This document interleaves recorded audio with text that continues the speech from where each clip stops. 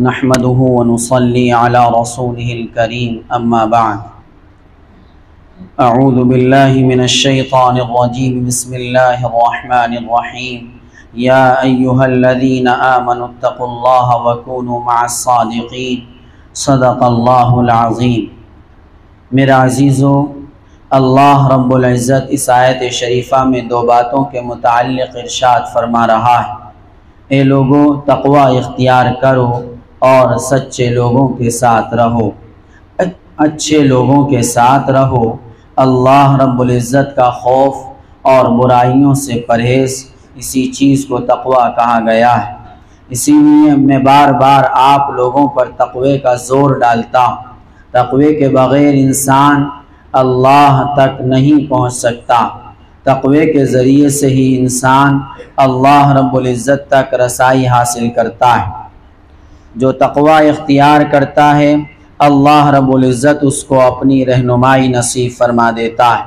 اور سچوں کے ساتھ رہنے کا جو حکم ہے، تو سچوں سے مراد اللہ کے نیک بندے ہیں، اللہ کے عارف باللہ، اللہ کے دیوانے ہیں۔ اللہ سے جن کی نسبت ہے، انہی سے اپنا تعلق رکھو جن کا تعلق اللہ کے ساتھ ہے۔ اگر انہی سے تم تعلق رکھو گے تو تم اپنی مرادوں کو پہنچ سکتے ہو۔ ایک انسان نیکی کرتا ہے اور ایک نیک صالح انسان کی صحبت اختیار کرتا ہے اور ضروری عبادت انجام دیتا ہے، تو اس ہمہ وقت نیکی کرنے والے سے نیک صالح صحبت اختیار کرنے والے کا مقام اونچا ہے، کیونکہ نیکی کا اتنی جلدی اثر نہیں ہوتا جتنی جلدی نیک لوگوں کی صحبت کا اثر ہو جاتا ہے۔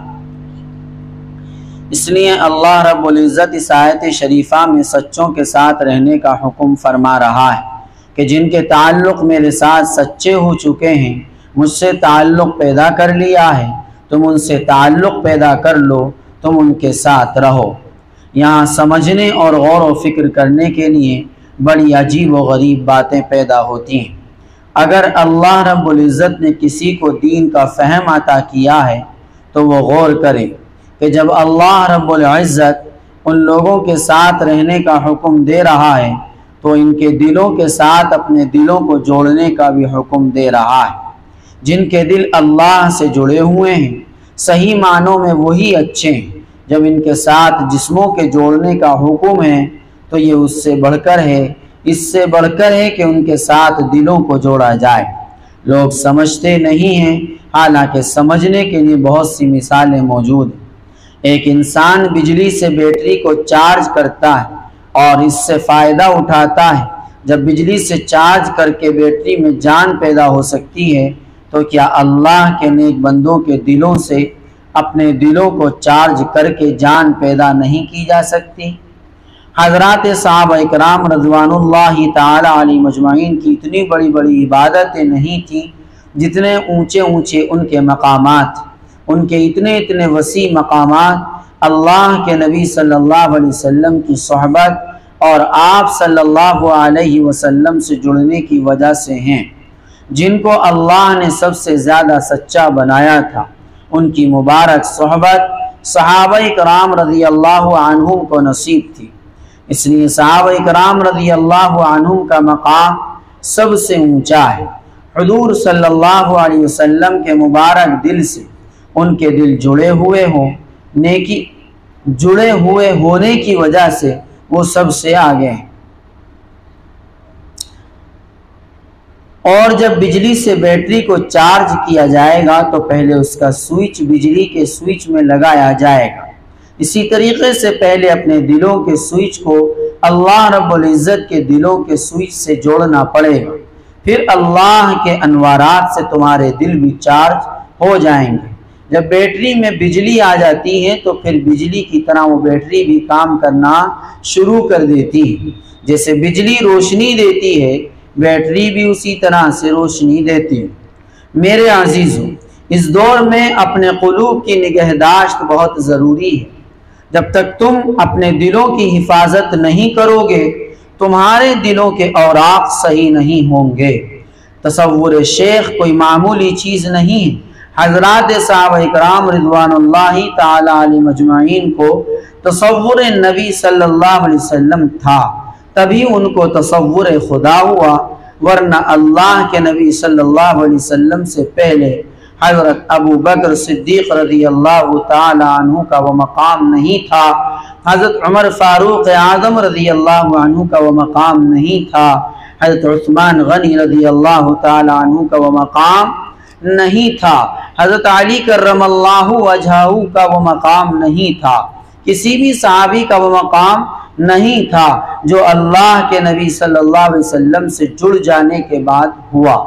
کسی صحابی رضی اللہ عنہ کو 10 حدیثیں یاد تھی، کسی کو 20، کسی کو 100، کسی کو 1000، 2000، 5000 حدیثیں یاد تھی، اور حضرت امام ابو حنیفہ علیہ الرحمہ کو کئی لاکھ حدیثیں یاد تھی۔ امام مالک رحمہ اللہ، امام شافعی رحمہ اللہ، امام احمد ابن حنبل رحمہ اللہ، امام بخاری رحمہ اللہ اور دیگر محدثین حضرات رحمہم اللہ کو کئی لاکھ حدیثیں یاد تھی، پھر بھی ان حضرات کو وہ مقام نہیں ملا جو حضرات صحابہ اکرام رضی اللہ عنہم کو رسول اللہ صلی اللہ علیہ وسلم کی بابرکت صحبت میں رہ کر مل گیا۔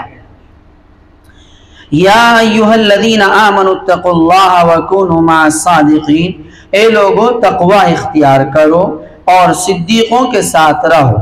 میرے عزیزو، یہ چیز تو اللہ کے نبی صلی اللہ علیہ وسلم کے دور سے چلی آ رہی ہے، مگر لوگوں کی سمجھ میں نہیں آ رہی ہے، ورنہ دین کا سب سے آسان طریقہ یہی ہے کہ جب بیٹری چارج ہو جائے گی پھر بجلی کا کام کرے گی، اور اگر چارج نہیں ہوئی ہے تو کتنا بھی تیزاب بھرتے رہو، پانی بھی اس میں ڈالتے رہو، کتنا بھی اس کے اوپر تار لپیٹتے رہو، وہ روشنی نہیں دے گی۔ روشنی تو تبھی دے گی جب کہیں سے وہ چارج ہوئی ہوگی۔ تصور شیخ کو لوگ پتہ نہیں کیا کیا سمجھتے ہیں۔ اس دور کے اندر یہ اکسیر اعظم ہے، جس کو تصور شیخ نصیب ہو جائے تو سمجھ لو اس کی منزل آسان ہو جائے گی۔ شیخ کو اپنا دیوانہ بنانا مقصود نہیں، اس کو تو اپنے محبوب کا دیوانہ بنانا مقصود ہے۔ وہ تو اپنے جال میں پھانس کر کہیں اور پہنچانا چاہتا ہے۔ اس نے تو اپنے عشق و محبت کے جال اس لیے لگائے ہیں کہ یہ جال میں آ جائیں اور میں ان کو کہیں شاہی محل میں پہنچا دوں۔ جیسے مچھلی پکڑنے والا کسی جال کے اندر مچھلی پکڑتا ہے اور ان کو پاک صاف کر کے کہیں شاہی محل کے اندر پہنچا دیتا ہے، اسی طریقے سے اللہ رب العزت کے جو عاشق ہیں اور دیوانے ہیں وہ اپنے محبوب حقیقی محبت کے جال ڈالتے ہیں اور ان میں خدا کی مخلوقوں کو پھنساتے ہیں اور پھنسا کر خداوند قدوس کی بارگاہ میں پیش کر دیتے ہیں۔ میں بار بار کہتا ہوں، اللہ کے دیوانے کا دل اتنا وسیع ہوتا ہے کہ اگر 7 آسمان اور 7 زمین اس کے دل کے اندر رکھ دیے جائیں تو بھی وہ بھر نہیں سکتا۔ اللہ رب العزت کا دیوانہ خداوند قدوس کی مخلوقوں کا اتنا خیال رکھنے والا ہوتا ہے، ان کی طرف سے اتنا فکر مند ہوتا ہے کہ بعض تو اپنی مناجات میں یہاں تک بھی کہہ جاتا ہے کہ یا اللہ تو مجھے اتنا بڑا جسم دے دے جو تیری دوزخ کو بھر دے، نہ دوزخ میں جگہ رہے گی اور نہ کوئی تیری مخلوقوں میں سے دوزخ میں جائے گا۔ ارے جب جگہ پر ہو جاتی ہے تو گیٹ بند کر دیتے ہیں اور کہہ دیتے ہیں کہ بعد میں آنا، بعد میں کھانا، باہر کھڑے رہو، اب اندر جگہ نہیں رہی۔ جب جہنم میں جگہ ہی نہیں رہے گی تو پھر جائے گا کون؟ اللہ کے دیوانوں کی بات ہی الگ ہے، اللہ کے دیوانوں کی بات ہی الگ ہوتی ہے۔ تم ان کو کیا سمجھو گے؟ اللہ کے دیوانوں کو تم کیا جانو گے؟ اللہ والوں کو ان کافروں، مشرکوں اور مسلمانوں سے کتنی محبت ہوتی ہے، اس کی تمام مخلوقوں کا کیسا درد ان کو ہوتا ہے، تم اس کو کیا سمجھو گے؟ بہت سی جگہوں پر بیٹری چارج کرنے کی پلیٹیں لگی ہوئی ہیں جن کے ذریعے سے سورج کا ارتھ لے کر بیٹری میں کرنٹ بھرا جاتا ہے، سب نے دیکھا ہوگا۔ پھر کیا ہوتا ہے؟ مکانوں میں اس بیٹری کے ذریعے روشنی ہوتی ہے۔ ارے سورج کا ارتھ بھی لیا جا سکتا ہے، چاند کا ارتھ بھی لیا جا سکتا ہے، کیا اللہ کے دیوانے کا ارتھ نہیں لیا جا سکتا؟ غور و فکر کیجئے، سمجھداری پیدا کیجئے۔ جب تک تم تقوی اختیار نہیں کرو گے، جب تک تمہارے قلوب اچھے قلوب سے نہیں جڑیں گے، تب تک قلوب کی درستگی ہونی بڑی مشکل ہے۔ بچہ جب اچھے استاذ کے پاس جائے گا تبھی اچھا بنے گا، اسی طرح جب دل کسی اچھے اور سچے دل سے جڑے گا تبھی وہ اچھا اور سچا دل بنے گا۔ بغیر اچھے استاذ کے بچہ کبھی اچھا نہیں بن سکتا۔ اسی طریقے سے جب تک یہ دل کسی اچھے دل سے نہیں جڑے گا اچھا نہیں بن سکتا۔ جب اس کا تعلق کسی اچھے دل سے ہو جائے گا پھر انشاءاللہ یہ بھی اچھا بن جائے گا۔ اس دور کے اندر تصور شیخ بہت ضروری ہے، کیونکہ شیطان ہر وقت اس سے کھیلتا رہتا ہے۔ جس کو تصور شیخ نصیب ہو جاتا ہے پھر شیطان اس سے ڈرنے لگتا ہے۔ اللہ رب العزت کا ارشاد ہے، کسی اور کا نہیں ہے، کہ ایمان والو اللہ سے ڈرو اور سچوں کے ساتھ رہو۔ جب سچوں کے ساتھ جسم کے اعتبار سے رہنے کا حکم ہے تو دل کے اعتبار سے ساتھ رہنے کا حکم کیوں نہیں ہے؟ اس سے مراد یہ بھی ہے کہ تم اپنے دل اچھے اور سچے دلوں کے ساتھ رکھو۔ ارے دل سچا بنے گا تبھی تو انسان سچا بنے گا۔ پہلے تو دل ہی صداقت والا بنے گا، پہلے تو دل ہی سچا بنے گا، پہلے تو دل ہی دیوانہ بنے گا، پہلے تو دل ہی عاشق بنے گا، پھر انسان کا جسم عاشق اور دیوانہ بن سکتا ہے۔ جب اللہ رب العزت اپنا فہم عطا کر دیتا ہے، جب اللہ رب العزت اپنا فہم عطا کر دیتا ہے تو وہ راز دلوں پر کھول دیتا ہے کہ وہ خود حیران ہوتا ہے، کیونکہ حقیقت کی نظر سے دیکھنا شروع کر دیتا ہے۔ حق الیقین اس کو نصیب ہو جاتا ہے، پھر اس انسان کا مقام ہی الگ ہوتا ہے۔ میرے عزیزو، بغیر تقوی کے انسان کا دل نہیں سنورتا ہے۔ جب تک تقوی نہیں ہوتا ہے اللہ کا خوف پیدا نہیں ہوتا ہے، برائیوں سے نفرت پیدا نہیں ہوتی ہے، جب تک دل کی درستگی نہیں ہو پاتی، اور جب یہ دل ما سوا اللہ سے پاک اور بیزار ہونے لگتا ہے، تمام برائیوں سے نفرت کھانے لگتا ہے، پھر تقوی کا بیج اس کے اندر بو دیا جاتا ہے۔ اس تقوی کے پودے کی جب یہ انسان پرورش کرتا ہے اللہ کے خوف میں، اللہ کی رضا میں اور تسلیم و رضا کے درمیان ہو کر زندگی گزارتا ہے، جب کوئی نیکی آتی ہے خوشی سے اس کو لیتا ہے، جب کوئی گناہ کا موقع آتا ہے سختی سے بچتا ہے، نعمت ملتی ہے شکر کرتا ہے، نہیں ملتی تو صبر کرتا ہے، بیم و رضا والی زندگی اختیار کرتا ہے۔ تو اسی طریقے سے پرواز کرتا کرتا اپنے محبوب حقیقی تک رسائی حاصل کر لیتا ہے۔ جب ملاقات ہو جاتی ہے تو دونوں کا رشتہ محب و محبوب کا ہو جاتا ہے، پھر خداوند قدوس کسی کو اپنا محبوب بنا لیتا ہے اور کوئی اللہ کو اپنا محبوب بنا کر رکھتا ہے۔ میں تو یہی کہتا ہوں کہ محبوب بنانے میں فائدہ ہے، محبوب بننے میں اتنا فائدہ نہیں ہے، کیونکہ جب کوئی کسی کا محبوب بن جاتا ہے تو محبوب کے اندر نخرے آ جاتے ہیں، اور وحدہ لا شریک کے ساتھ کیا نخرہ؟ وحدہ لا شریک کے ساتھ تو وہی محبوبیت رہنی چاہیے جو بے قراری کی ہو، اور وہ جب ہی ہو سکتی ہے جب انسان دیوانہ بنتا ہے۔ تو اللہ رب العزت کا ارشاد ہے کہ تقوی اختیار کرو اور سچوں کے ساتھ رہو۔ سب سے پہلے اس پر صحابہ اکرام رضی اللہ عنہ مجمعین نے عمل کر کے دکھلایا۔ ایسا تقوی ان کی زندگی میں تھا کہ اگر عورتوں کے بازار سے گزر گئے ہیں تو نظر نہیں اٹھی۔ جنگ لڑتے لڑتے 2 4 6 مہینے سال بھر اگر ہو گیا ہے اور عورتیں سامنے آ گئی ہیں تو پھر بھی صحابہ اکرام رضی اللہ عنہ کی نظریں نہیں اٹھی ہیں۔ اللہ کے نبی صلی اللہ علیہ وسلم کی صحبت ان کو نصیب تھی، ان سے اچھی صحبت کس کی ہو سکتی؟ ارے صحابہ اکرام رضی اللہ عنہ کو تو تلوار چلانے ہی سے فرصت نہیں ملی، ان کی اتنی بڑی عبادتیں کہاں تھیں؟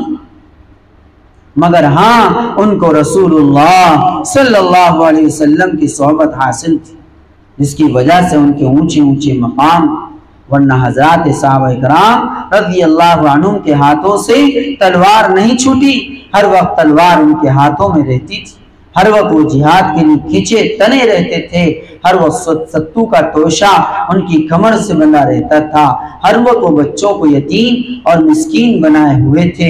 انہوں نے اللہ کے نبی صلی اللہ علیہ وسلم سے موت پر بیعت لے رکھی تھی، مگر اللہ کے نبی صلی اللہ علیہ وسلم کے مبارک دل سے ان کے دل جڑے ہوئے تھے۔ ان کو اپنے نبی صلی اللہ علیہ وسلم کا تصور اور خیال حاصل تھا، کسی اور چیز کا ان کو خیال نہیں تھا۔ تو اللہ رب العزت نے انہی کے متعلق ارشاد فرمایا رضی اللہ عنہم ورضوا عنہ، کہ اللہ ان سے راضی ہو گیا اور وہ اللہ سے راضی ہو گئے۔ بعد میں کوئی کتنا بھی بڑا محدث اور امام کیوں نہ ہوا ہے، کتنا بھی بڑا قائم اللیل صائم النہار، یعنی راتوں کو عبادت کرنے والا، دنوں کو روزہ رکھنے والا کیوں نہ ہوا ہے، مگر رضی اللہ عنہم ورضوا عنہ اس کے متعلق نہیں آتا ہے، رحمت اللہ علیہ اور نور اللہ مرقدہ ہی اس کے لیے آتا ہے۔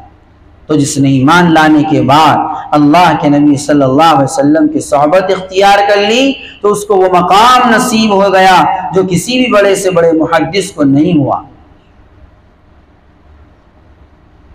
بغیر ایمان کے صحبت معتبر نہیں، مگر ہاں ایمان کے ساتھ تھوڑی دیر بھی اگر اللہ کے نبی صلی اللہ علیہ وسلم کی صحبت اختیار کر لی ہے تو وہ تھوڑی دیر کی صحبت ہی اتنے اونچے اونچے مقام دلا دیتی تھی جو بعد والے رات دن مجاہدے محنت کر کے حاصل نہیں کر سکے۔ صحبت میں رہنے کے اتنے بڑے فوائد ہیں، اس لیے کہا جاتا ہے کہ اللہ والوں کی صحبت اختیار کرو۔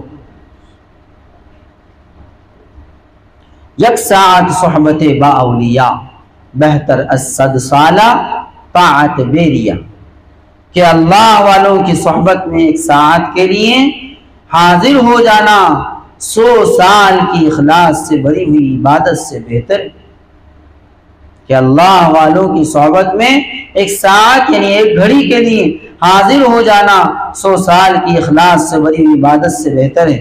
میرے کہنے کا مقصد یہ ہے کہ اللہ کے نیک بندوں کی صحبت اختیار کیجئے، ان کے دل سے اپنے دل کو چارج کیجئے۔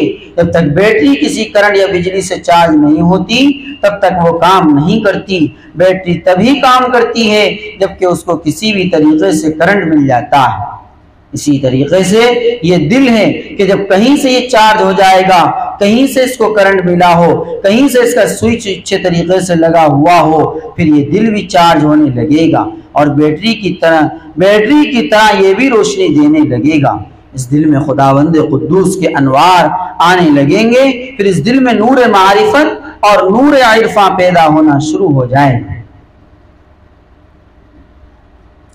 اسی لیے تمام مشائخ اور ہر سلسلے کا یہ سبق رہا ہے کہ اپنے شیخ کے سینے سے انوار حاصل کیے جائیں، اپنے شیخ کے دل سے اپنے دل میں انوار منتقل کیے جائیں، سینہ بسینہ کوئی چیز پہنچے۔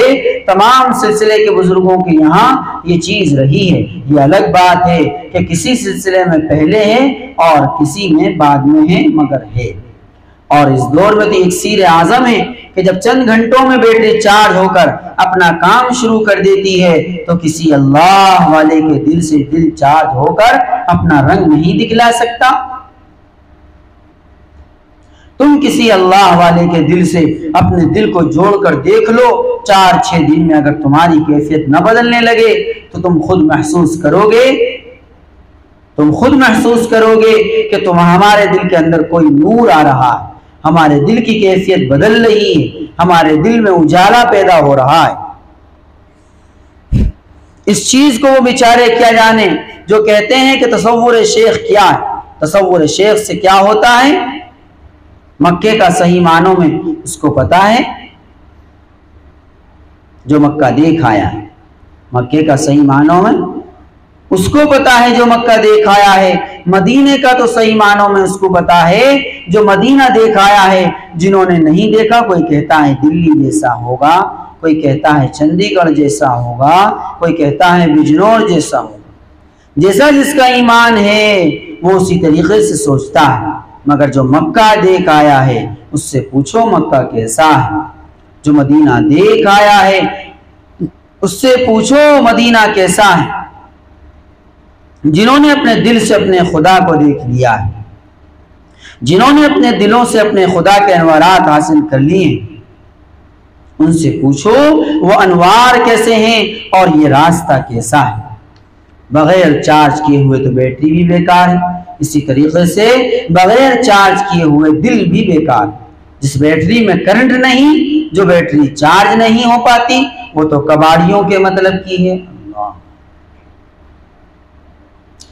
گلی میں جو کباڑی کباڑ کا سامان خریدتے پھرتے ہیں اس کو ان کے حوالے کر دیا جاتا ہے، اور جو بیٹری چارج ہو جاتی ہے اس کو بہترین کمرے میں رکھا جاتا ہے، اس کی حفاظت کی جاتی ہے، اس کو استعمال بھی کیا جاتا ہے، اس سے فائدہ بھی اٹھایا جاتا ہے۔ جب تک دل چارج نہیں ہوگا تم حقیقت کو نہیں پہنچ پاؤ گے۔ حقیقت کو تم تبھی پہنچ پاؤ گے جب تم اپنے دل کی بیٹری کو چارج کر لو گے، اور یہ چارج جو اللہ والوں کے دلوں سے ہوگی۔ میں نے پہلے بھی بتلایا تھا، اب بھی بتلا دوں کہ مجھ سے ایک مفتی صاحب نے سوال کیا تھا کہ جی اللہ کو دیکھا نہیں پھر اللہ تک کیسے پہنچا جائے، اللہ سے محبت کیسے پیدا کی جائے؟ تو میں نے جواب دیا کہ مفتی صاحب اپنے دل کو کسی اللہ والے کے دل سے جوڑ لو۔ جب یہ دل کسی اللہ والے کے دل سے جڑ جائے گا پھر یہ دل پرواز کرنے والا بن جائے گا۔ اللہ کے ولی کا دل جہاں تک جاتا ہے وہاں تک جانے والا اس کا دل بھی بن جائے گا۔ اللہ تک پہنچنے کا راستہ یہی ہے۔ کہنے لگے کہ جی واقعی سمجھ میں بات آ گئی۔ غور و فکر کیجئے اور محنت کر کے آگے بڑھیے۔ بغیر محنت کے کسی کو کچھ نہیں ملا ہے۔ وہ جو بہت سے لوگ کہہ دیتے ہیں کہ حضرت توجہات کی ضرورت ہے، ارے توجہات بھی تو جبھی کام کرتی ہیں جب دل جڑا ہوا ہوگا، دل کا سوئچ ان کے دل سے لگا ہوا ہوگا، اور اگر سوئچ تو ہٹا ہوا ہے، ہاں جن کا سوئچ وہ دیکھ لیتے ہیں کہ مضبوطی سے لگا ہوا ہے اور یہ لگے پڑے ہیں مگر ان کی بیٹری ان کا ساتھ نہیں دے رہی ہے، تو پھر وہاں توجہات بھی کام کر جاتی ہیں۔ ایک صاحب نے مجھ سے کہا کہ حضرت شروع میں آیا تو کچھ نہ ملا، بعد میں اور لگ کر آیا تو بڑی لذت اور کشش تھی، بڑا رونا دھونا تھی، بڑا عبادت میں دل لگنا نصیب ہوا، اب پھر وہی کیفیت ہے جیسے کچھ ہے ہی نہیں۔ میں نے اس سے کہا کہ بھائی تم پہلے اس غرض سے آتے ہوں گے کہ دیکھو اس کے پاس کچھ ہے یا نہیں، اس کا امتحان لے لو، اس لیے تجھ کو کچھ نہیں ملتا ہوگا، بعد میں پھر تو سچے دل سے جڑا ہوگا، اس نے بطور تبرک کہ تجھ کو کوئی چیز چکھا دی ہوگی، اس کے ذریعے سے تیرے اندر ایک کیفیت اور حلاوت سی پیدا ہو گئی ہوگی، اب وہ تجھ کو یوں ہی تھوڑا ہی چکھاتا رہے گا، تو کچھ محنت کر، عقیدت مندی سے آ، پھر انشاءاللہ آگے بڑھے گا۔ ایک حلوائی ہے، اس کی مٹھائی کی دکان ہے، بہترین قسم کی مٹھائیاں اس کی دکان میں، جب تم اس سے مٹھائی لینے جاتے ہو تو پہلے اپنی مٹھائی تم کو چکھاتا ہے، پسند آتی ہے تو تم خرید لیتے ہو، ایسا تو ہے نہیں کہ وہ تم کو بار بار یوں ہی چکھاتا رہے گا، اس نے ایک بار تم کو چکھا دی، اب آگے تمہارا کام اپنا پیسہ خرچ کر کے تم مول لو یا وہ بار بار تم کو فری میں ہی چکھاتا رہے گا۔ اسی طرح سے اللہ والوں کا کام ہوتا ہے کہ کبھی کبھی اللہ والے کسی موقع پر کچھ چکھا دیتے ہیں، ذائقہ دے دیتے ہیں، مگر اصل معاملہ تو تمہاری محنتوں کے اوپر ہے۔ اگر تم محنت کرو گے تو انشاءاللہ ان چیزوں کو حاصل کر لو گے، کچھ تمہاری محنت ہوگی، کچھ شیخ کی توجہات ہوں گی، تمہارا کام بن جائے۔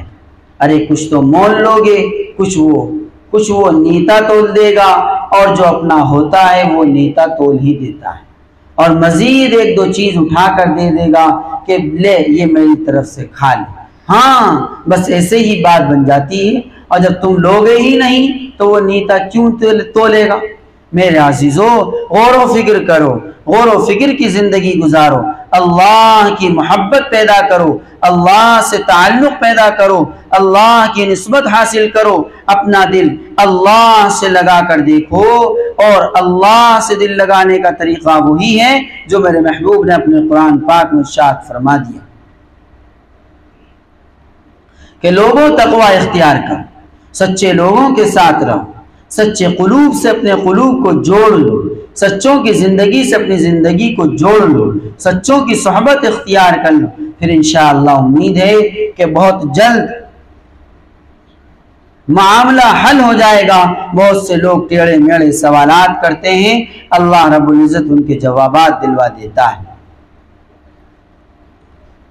میرے عزیزوں، یہ راستہ ہی ایسا ہے کہ کتنا بڑا محدث کیوں نہ ہو، فقیہ کیوں نہ ہو، اس کو بھی اس راہ میں آ کر خاموش ہونا پڑتا ہے۔ ہمارے جتنے بھی بڑے بڑے اکابر ہوئے ہیں، جب وہ کسی سے جڑے ہیں تو خاموشی کے عہد و پیمان کے ساتھ جڑے ہیں۔